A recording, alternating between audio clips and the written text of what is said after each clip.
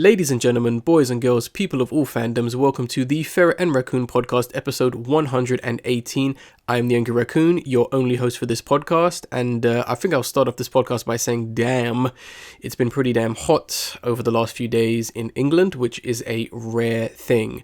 I believe we've just passed the hottest day of England, not in record, but this year, 2019. And boy, it's surprisingly enough, I've actually slept well. Excuse me, I can't speak because of the weather. I've slept well, given that my room is extremely hot. And I don't blame anyone else for not wanting to be on this podcast or not being able to make on this podcast for whatever reason, because it's a bit much to actually leave your house. But other than that, we've got a pretty interesting podcast to talk about, or that I've got to talk about. We'll finally be doing the best and worst of 2019 so far. Mine's going to be very small. I'm trimming it down soon as it's just me, and I don't want to bore you guys with so much stuff so early into the year. Might as well save more detailed and more interesting stuff for the actual end of the year. But like we always do, let's start off by talking about what I did over the last 2 weeks since the last podcast. And I guess the only real thing I watched and kind of finished for the most part was the 2006 MTV series Strutter. Now, I don't think a lot of people maybe remember this or know of this series, but Strutter is essentially a clip show / comedy sketch show that MTV had, hosted by one such Mike Strutter. Now, Mike Strutter is essentially a character. The actor who actually plays Mike Strutter actually later on went to be in Game of Thrones. I'm not going to say what the actor's name is because of spoilers and all that, but yeah, he later went on to be in Game of Thrones. He's also been in other things I know of, like BBC Three's Mongrels, playing Vincent the Fox. So I was well aware of this actor, but really interesting to see him in a show that really feels like his show for the most part. And he essentially plays this very high on cocaine New Yorker kind of gangster, almost mafia based, I guess, guy who is essentially showing you some of the most messed up clips that they can find. And this was kind of before the mass prime of the internet and kind of before MTV decided they didn't know what they wanted to do with the channel. And when I say messed up, like clips, I really do mean that. If you're very squeamish, you don't like the sight of blood, human mutilation, nudity, that's all present in this series. And Mike Strutter swears like a sailor. And fun fact about this TV series, it actually holds, I don't know if it still does, it holds the Guinness World Record for the most swears said on a single episode in history. I don't know if that's still the case, but it's a really fun and silly show following this very larger-than-life character who's constantly swearing, constantly hates music, constantly hates everyone, is using such profanity to basically talk about everything, along with showing you these video clips of skateboarders hurting themselves, people messing themselves up, really weird and sexually charged things. So if you don't like that kind of stuff, definitely stay away from it. But it's a very funny and unique show because it doesn't just feel like a picture show. Mike Strutter does commentary in character over a lot of these clips. He has a very pessimistic yet funny, witty, well-written kind of commentary to talk about these kinds of clips, and kind of in between the show with him kind of being on stage introducing the next lot of clips, including music videos, which he kind of Beavis and Butthead style riffs on them. There's like sketches in between. A lot of the time they're sketches promoting gadgets and inventions he's created, which he only seems to have created just to benefit himself. Some of them being a sniper that will shoot cocaine right into your nose, a square box that will essentially allow you to smoke in it without people saying, oh, you're not allowed to smoke, and very odd things that just basically benefit him and basically bring up the inner arsehole if anyone were to ever purchase this. This is a guy who finds any way to essentially assault people in public, basically. That's the kind of character he is. But it's a really funny show seeing these sketches for these adverts of him promoting these advertisements, and it's a really fun show. Definitely try and track down some episodes. Most of it is on YouTube, and 2 points I want to make about the fact that the episodes are on YouTube. I previously mentioned that the show contains blood, bodily mutilation and nudity, yeah, those episodes are on YouTube. So I don't know what YouTube is talking about, this whole there is no pornography on YouTube, when technically there is, if episodes of Strutter are still on there. And secondly, I find it funny how they haven't removed these episodes of Strutter, which have been on YouTube for up to 5 to 7 years, which contain music-based content. Now, a lot of the episodes have been taken down because of that, but I find it very funny that a lot of the songs he talks about on the show are from bands that went absolutely nowhere. So it probably makes sense why no record label has tried to take the episodes down, because they don't care about those bands that went nowhere. So slight dig at YouTube, but yeah, I'd recommend watching Strutter. Obviously, if you're not a big fan of basically anything explicit, don't watch it. But other than that, really solid show just before like the end of MTV, when they decided it needed to be more about promoting weird stuff. I'm not even going to go there because that could be a whole nother half hour. But let's talk about some of the stuff that came out over the last few weeks in terms of trailers. And the first trailer we're going to talk about is Trolls World Tour. Now, this is the sequel to DreamWorks' Trolls, and I'm actually kind of shocked that DreamWorks is still making films, given that they've kind of given up on all creative intent, given that they got bought out by... I forget who they got bought out by another company, but ever since then they've not tried. I mean, just look at The Boss Baby for an example. But World Tour is very interesting because, well, first of all, I'll say the first Trolls films, I know when we did talk about it, we took the absolute piss out of it because that first initial teaser trailer was garbage. And the first film, I did kind of watch it. I can't really remember it much, but I know one thing that really bothered me was they spent so much time on like useless, annoying sidekicks and like generic plot points, like, polar opposites having to work together to save the day, and the whole, I don't really think it has a name, but it's whenever the characters randomly fall out over a disagreement. That's in the film, as well as a really pointless liar reveal, which didn't really need to be there. As well as the song, for anyone who hasn't seen it, they essentially cover existing songs, which I'm not a fan of that in general.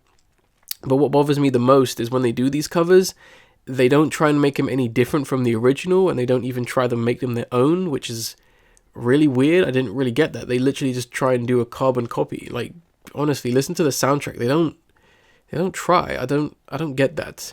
But this film, I will say, has me really interested, mainly because the main villain is a rock and roll guitarist, Queen Barb, and I believe her father, who is, I forget who his name is, but her father is actually going to be voiced by Ozzy Osbourne, which is pretty cool.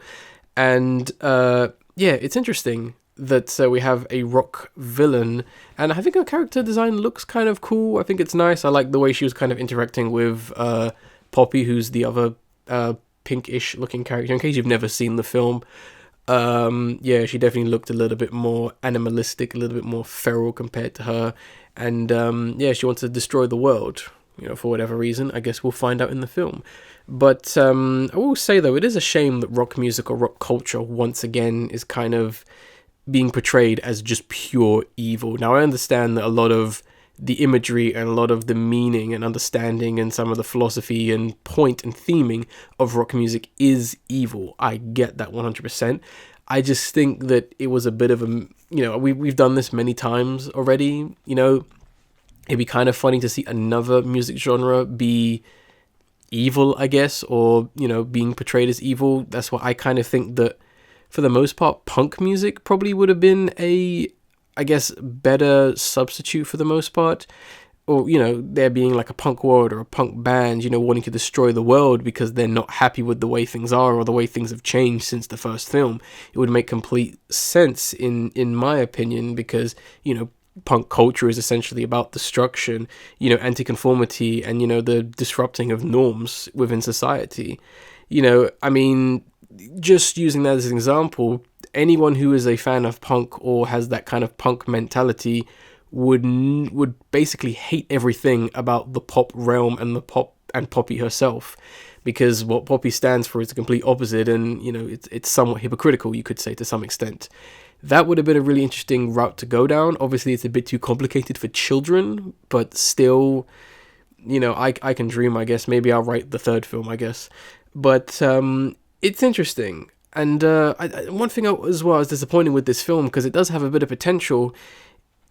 Doesn't seem to be a lot more as of now. I don't know. Not as much original music. That's what this series really needs. Is it needs more original music. When they did make an original song in the film, it proved to be quite popular, mainly because it was generic. But still, it would be awesome if they got a female rock band or punk band, a female-led rock punk band to do some original music. I mean, someone like Slater Kenny or Savages, just doing a couple songs or actually playing themselves or characters in the band, in the movie would have been great. It would have actually added a little bit more if you're really going to go hard on this rock and roll, different music realms theme, because it just makes things seem a little bit more interesting. And I mean, it's fairly cool to hear Ozzy Osbourne's Crazy Train. Obviously, like I said, he's already in the film, I guess, playing a character, as well as Scorpion's Rock You Like a Hurricane. In a mainstream animated film, I do get kind of a kick out of that, although those songs are fairly well known. I mean, Crazy Train has been sampled quite a lot for the most part. And I just hope that if this film is going to really go by this heavy metal rock and roll theme, I really hope that we get some harder selections of like rock tracks. In my opinion, I would love for the finale of this film, the band, when they're like, destroying the world or whatever, I would love for them to be playing Metallica's Master of Puppets. That song, I think, would be a very, very fitting for, a song about destroying the world to some extent. Those are just my theories. I mean, everything else I haven't really talked about in terms of like the side characters. There's nothing really special. Some of the cast is kind of interesting. I know Mary J. Blige is going to be in there, and Chance the Rapper, although I can't stand him, he's going to be in it, so that should be interesting. But yeah, I'll be keeping my eye on this one just to see if it's actually a disaster or it actually turns out being something interesting, because this is kind of like the last DreamWorks film. And in case you're wondering what I mean by the last DreamWorks film, this is probably going to be the last original-ish film they're ever going to do, because they basically been bored out and there's no point in them trying to be creatively interesting, which is a shame. But let's move on to our next trailer, which is another very interesting film, and that is Ready or Not. Now, this film, or this trailer, honestly feels like someone watched the film You're Next and basically said, that film was rubbish, but it has potential. This gives me an idea for my own film. It literally feels like someone has watched You're Next and kind of made a better film out of it. As it's basically, the concept is you have this rich upper class family and this other girl, she's kind of marrying into the family like, oh, we got a tradition, you got to play a game, and if you survive till sundown, you, I guess, get to be part of the family, I guess, which is very strange. It brings up a lot of questions and maybe contradictions in the film, but it is interesting. And although it does have an interesting idea, I'm not really feeling the whole, for the ritual plot point that kind of doesn't really blend with the film, which is going more for laughs. Sorry about that. I just had to shout at my dog because he won't shut the hell up. Yeah, as I was saying, I would rather them kind of focus more on just like, oh, we got to keep the bloodline pure, or just, them being upper class arseholes, or like, kind of going for more of a purge like theme. And, I'm kind of hoping that this film still manages to be tense and suspenseful. I mean, this girl is essentially hiding for her life for the most part. It's literally 1 against 10. And as well as kind of blending it with like comedic moments, which you do kind of see some fairly decent like comedic moments and lines. I don't really find too many of the spoken jokes that funny for the most part, but I do love a lot of the more like structured ideas and kind of like the scenario for, mainly being the fact that everyone is like constantly arguing with each other, and the family is like so incompetent at this like family tradition. Like, do people not really marry into the family that much? Is everyone, it's very bizarre, because the guy who, is basically given a crossbow, he seems to not know how to use it, which, is understandable, but at the same time, is he like from the family? Like, who did he marry? Like, how does he, what happened before this? If this is a tradition, how are they so inexperienced? How are they finding it so hard to get this woman when she literally just comes out of nowhere and like, oh, okay. They're constantly killing maids, which I'm guessing is probably going to be a running joke, which I think is quite funny because it could be a nice bit of commentary on how the rich treat their working class or their working staff.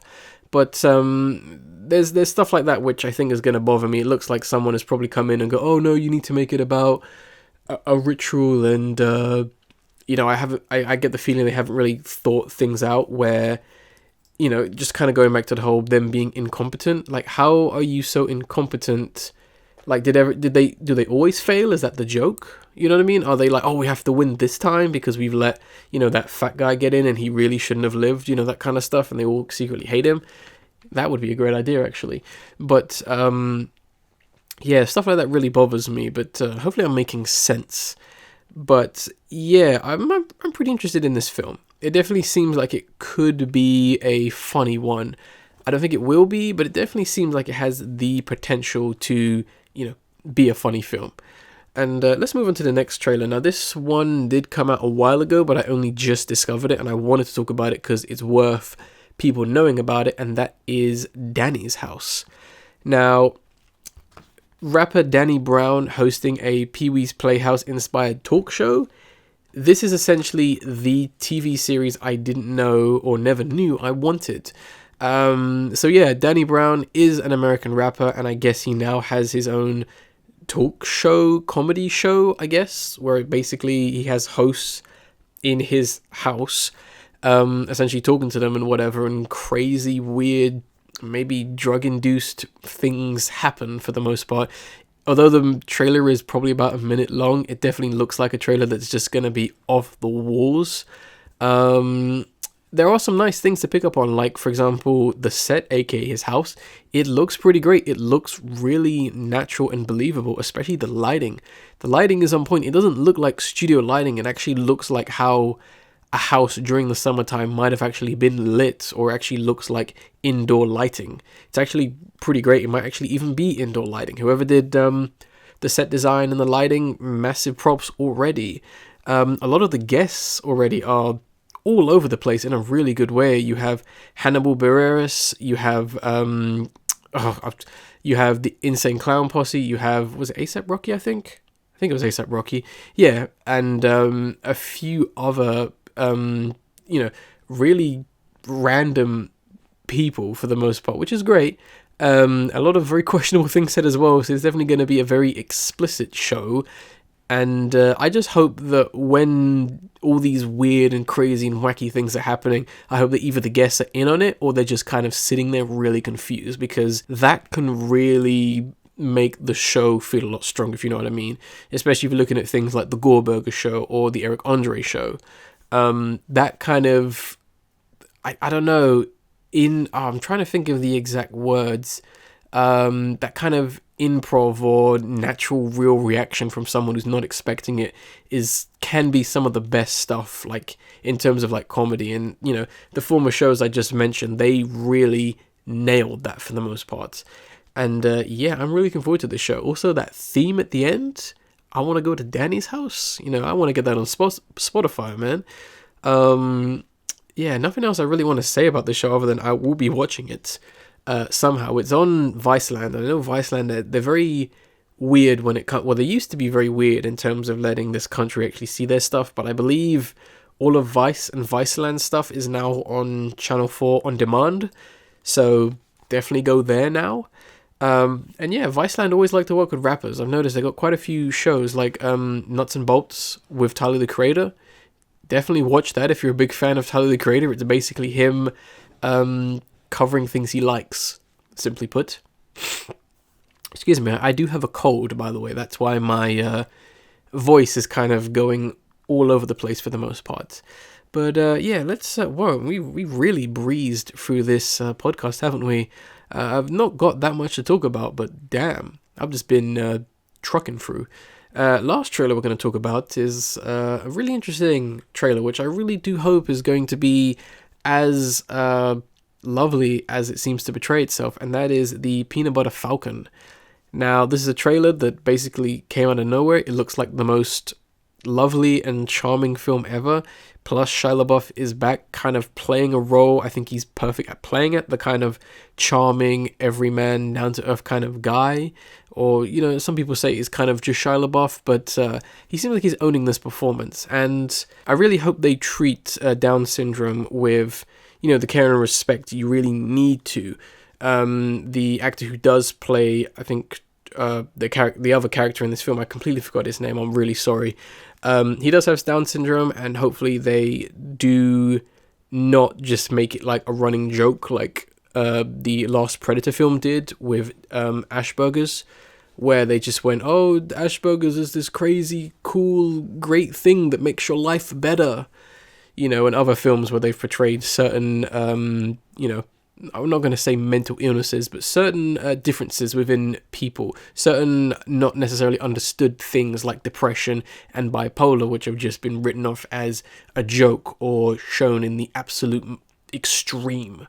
I think they can. Given how the film looks, I think they are definitely going to treat it with such respect and a lot of care. I've said that like 3 times now. It is a very interesting and odd film. Essentially, it is like a road trip buddy film for the most part, but we're following an outlaw and a kid who wants to be a pro wrestler in this almost homage to Tom Sawyer, which I do think is intentional. I think at one point they are on a river on like a raft made out of wood, kind of like just, going down the river. At least they say that's what they're going to be doing. So maybe it is a modern like retelling of that, with a lot less racism, hopefully. But I'm really looking forward to this film. I have heard good things about it, and hopefully it will be good. Obviously, this is not going to be the mainstream's film. Obviously, I don't think Shia LaBeouf is going to be that big of a draw anymore. But fingers crossed this one is actually good. I'm really looking forward to this film. Compared to everything I've talked about except for Danny's House, I really want this film to be good. And I definitely wanted to make sure people knew about this film as well. I mean, it's got a little bit of a buzz, but I still think it deserves a little bit more just for, even if it's just one of those films you just know about, It's original. It's not a sequel. I would rather promote that than some other rubbish that came out in the last few weeks or so. And yeah, that's pretty much going to wrap up the trailers we're going to talk about. Now we're going to move on to the best and the worst of 2019, which I'm pretty excited about. I didn't put a lot of things, like I said. I cut it down last minute because I was going to be on my own for this podcast, and I didn't want to spend an hour to 20 minutes really just, boring you with like 18 things. Not that there was going to be 18 things, but I've got a cool 4 things here, and I'll talk about a few disappointing and funny things as well. Let me just get a sip of this lemonade real quick before my voice gives out completely. Let us start. Now, the first thing I want to talk about is going to be one of my favorite albums of this year, and that is going to be Little Simz with Grey Area. Now, Little Simz is a rapper I wasn't too familiar with until about last year when she was featured on a Gorillaz song, and ever since then I've been pretty interested in her stuff. She seems to be definitely one of the best female rappers, especially British rappers, around right now. And this album is, although not the longest album, probably one of the best rap albums of the year so far. Very few albums are actually going to touch this album, I think. But essentially this album, I find it very hard to talk about music. I don't know why. It's the one thing I can never really write too well, and that's why I really don't ever write for it. I kind of just go via memory to some extent. And this album is definitely very interesting, and I'm not going to go through every single track and talk about every single thing. I'll definitely talk about a few highlights on what this album is about, which one of its main kind of themes kind of goes on the fact that, Little Simz is essentially talking about a lot of aspects around about, her gender, the fact that people won't really count her as like, one of the greatest rappers despite the fact she is a female, as well as a pretty serious breakup in her life. These are one of the, or two of the main centers of this album. And I do love how this album kind of starts off with one of the, the second song on this track is simply called Boss. And this is essentially, what it lives up to be. This is a, almost braggadocious boss-like song, which has this great kind of shouted or screamed like chorus, which literally sounds like it's coming out of a phone or some kind of like effect, where she's literally kind of, you know, screaming like, I'm a boss in a fucking dress, this is literally like that. I do not give a damn about what you're saying. And it definitely has this kind of great kind of almost heavy metal, not really heavy metal, kind of rock, guitar strum. It's very reverb heavy, and it definitely kind of gets that feeling of I'm the boss, which is great.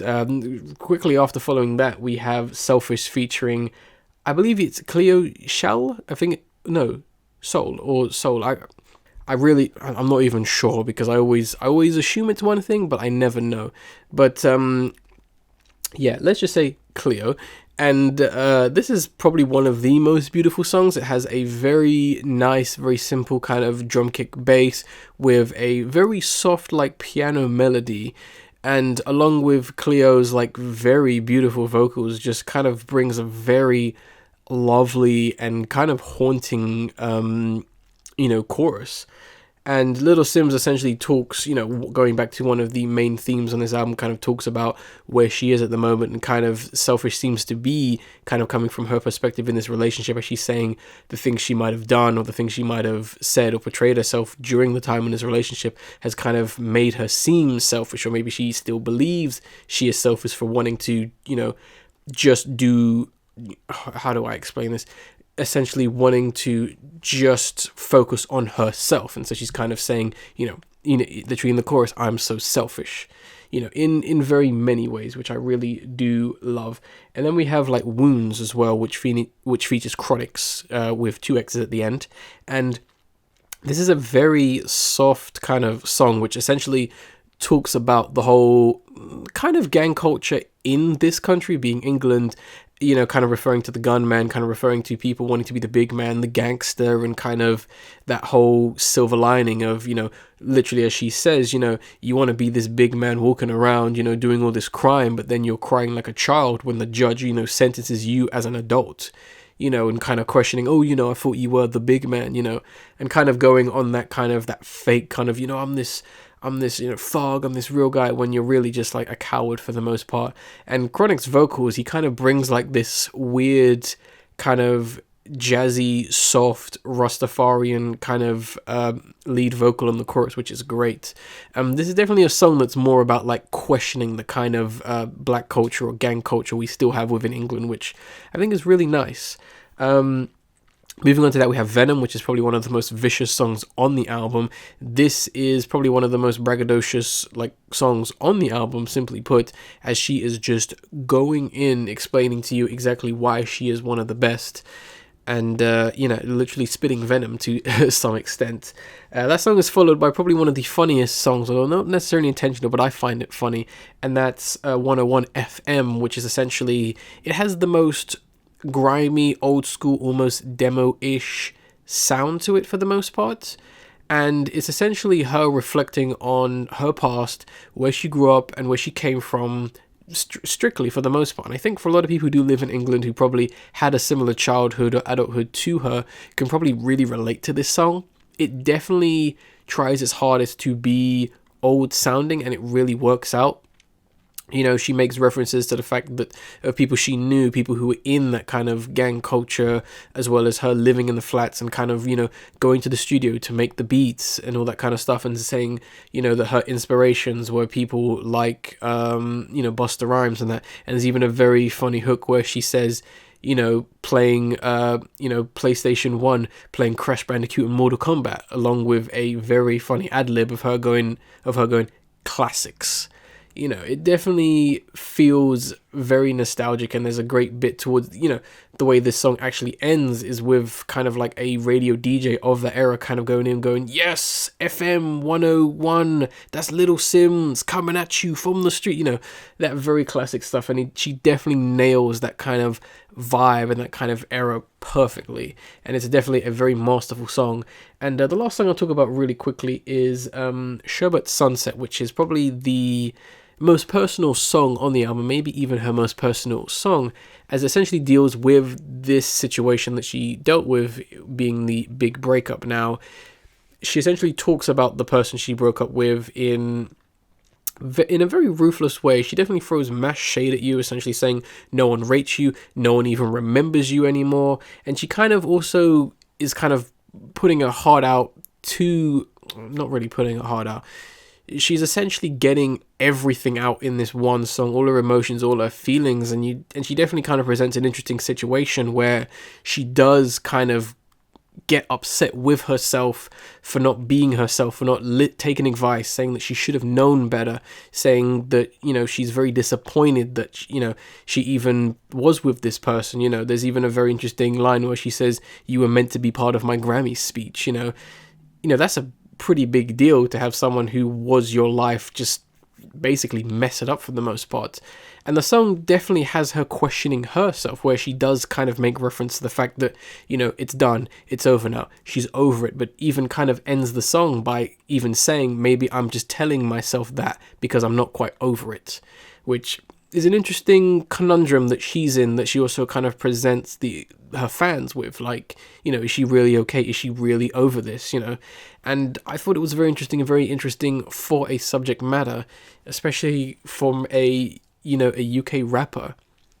And Little Simz' Grey Areas definitely going to be one of my favorite albums of this year. Like I said, nothing's really touching it for the most part. And I've had this album on repeat, so I would highly recommend it. Next thing I want to talk about, I'm going to switch it up medium-wise. I'm going to go to anime, and I'm going to talk about Mob Psycho 100 Season 2.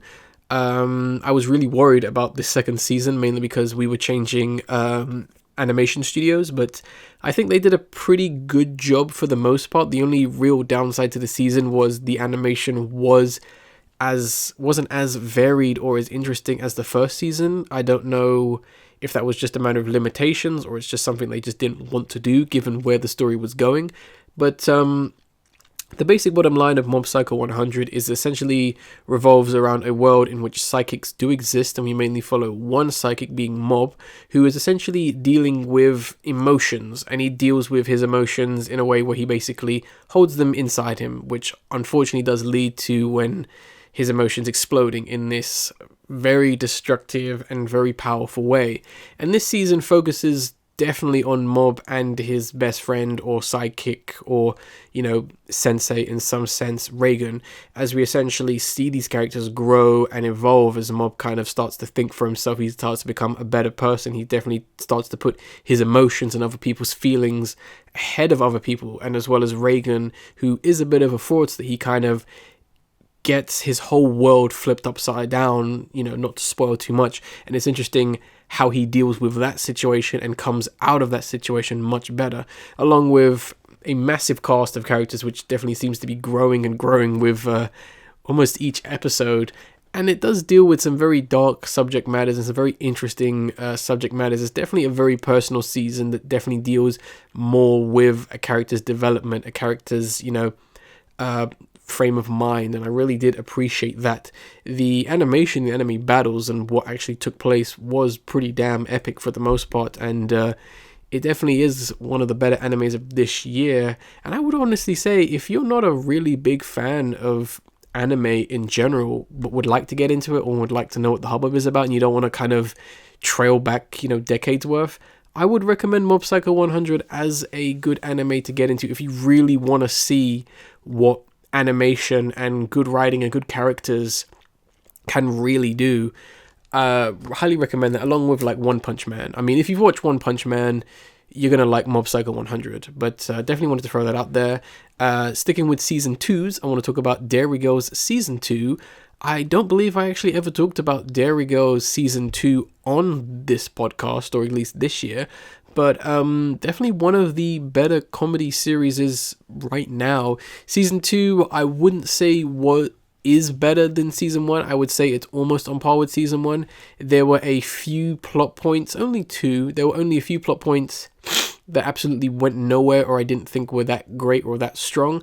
But overall, the season was fantastic for the most part. Definitely check it out if you have.